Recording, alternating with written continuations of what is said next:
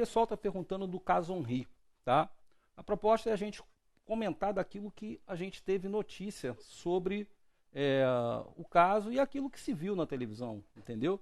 Eu queria conversar com a doutora Aline se ela teria algo que ela pudesse comentar sobre o caso, da análise dela em relação ao o que ela observou pela televisão e do que as informações oficiais que foram dadas pelo caso.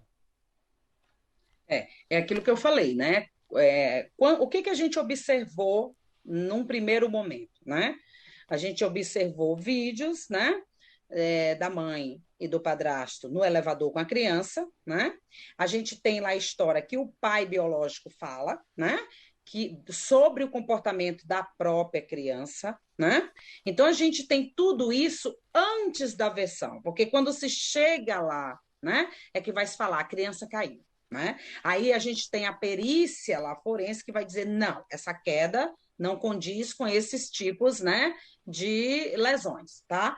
Antes de tudo isso, né, a gente tem a parte comportamental, né? Na análise superficial que eu fiz da situação, né, eu já comecei a pegar briga, como a gente diz, né? Na minha concepção, eu disse tem muita coisa estranha em determinados comportamentos aí. A criança, muitas vezes, ela está lá com o pai, quando tem, né, essa divisão do tempo, com o pai, com a mãe, né? A criança, às vezes, está com o pai, ama o pai, né? Mas ela quer voltar para a mãe, né? É o contrário que acontece. Por exemplo, a criança tem 3 horas com o pai, eu já estou com saudade da mamãe, né? Por quê? Porque mãe, isso aí está em todas as teorias aí da psicologia, é a figura que primeiro a gente tem o contato afetivo, inclusive onde a gente desenvolve a afetividade com essa figura, né? Depois é que a gente vai espalhar para outros contatos.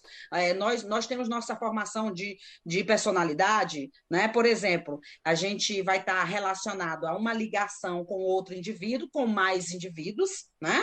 Com instituições e depois com a sociedade como um todo, né? Então, essa figura primeira do nosso contato, ela é fundamental, até porque a gente sabe aí que é estabelecida, a afetividade é estabelecida em conjunto acordo com questões biológicas, até a questão do enxergar, eu falo isso constantemente, né?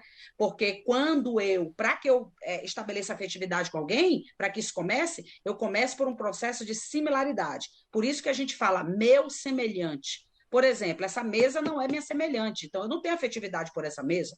Mas quando eu percebo alguém como meu semelhante, né, ou alguma coisa como semelhante a mim, então eu começo a desenvolver afetividade. Tem testes aí da psicologia, eu falo isso nas minhas aulas, né? Quando, por exemplo, a mãe está amamentando a criança aqui, a criança está puxando o cabelo, botando o dedo no nariz, querendo ver o que tem dentro da boca. O que a criança está fazendo nesse momento? Ela está dizendo: olha, ela tem um narizinho igual ao meu, ela tem um cabelinho igual ao meu, então ela é minha semelhante.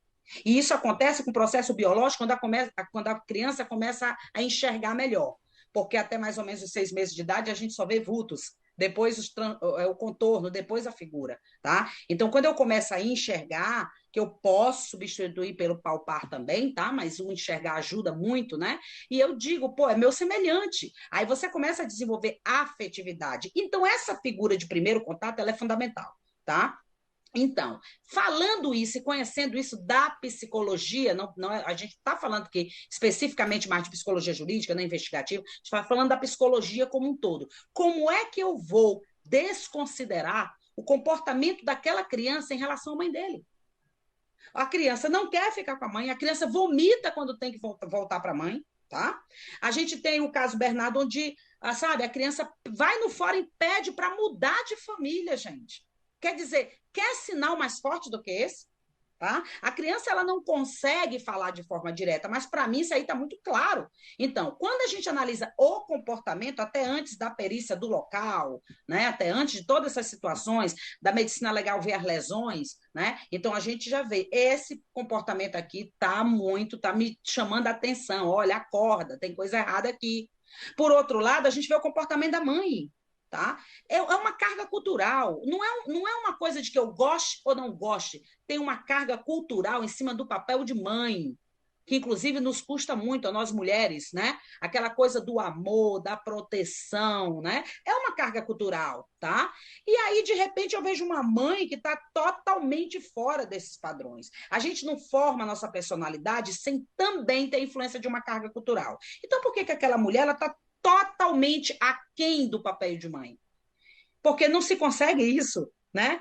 Mesmo que eu queira, eu sou mãe e muitas vezes tem hora que, ai meu Deus, a gente cansa, a gente não dorme, tem uns afazeres, tá? Mas a gente tem aquela coisa da carga cultural, inclusive, né? Do biológico, inclusive, a gente vê aí entre as fêmeas quando cuidam das suas crias, da sua prole, né? Então, por que que aquela mulher, ela não tem nada ali biológico, sociológico, comportamental, né?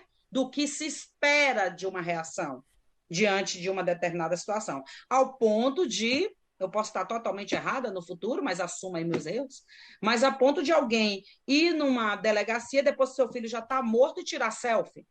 Eu não sei, isso é muito complexo para mim, é muito confuso. Né? Então, confuso no sentido assim, né? O caso ainda não está solucionado, né? E aqui eu estou correndo um risco, né? No sentido de que eu estou avaliando de forma científica. E o que, que eu estou falando? Que esses comportamentos, tanto da criança quanto da mãe da criança, principalmente, chamam muito atenção. Não precisa nem um comportamento do agressor desse momento, que também tem sinais, tá? Um cara que seleciona, né? Um cara que só se relaciona com mulheres, né? Que tem filhos naquela mesma idade, né? A terceira, todos com histórico de violência, isso, para mim, né, é um agressor em processo de seleção de vítimas, tá? Então, para mim, isso não é aleatório, tá?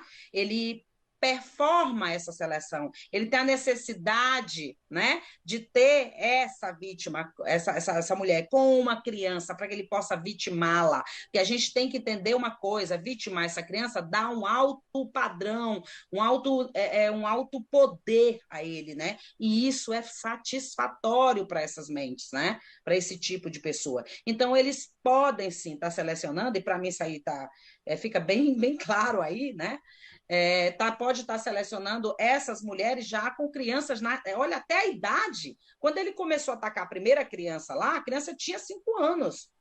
Né? A menina que hoje ela está com 15, né? Do primeiro relacionamento dele, ele também agredia, né? Aí depois ele troca para outra mulher com uma criança na mesma idade, agora outra mulher com a criança na mesma idade, né? Quer dizer, a gente não pode simplesmente fechar os olhos, né? Isso para quem trabalha nessa parte de seleção de vítima, perfil comportamental, né? Então, repetindo, né? Essa análise eu estou fazendo do comportamento, né?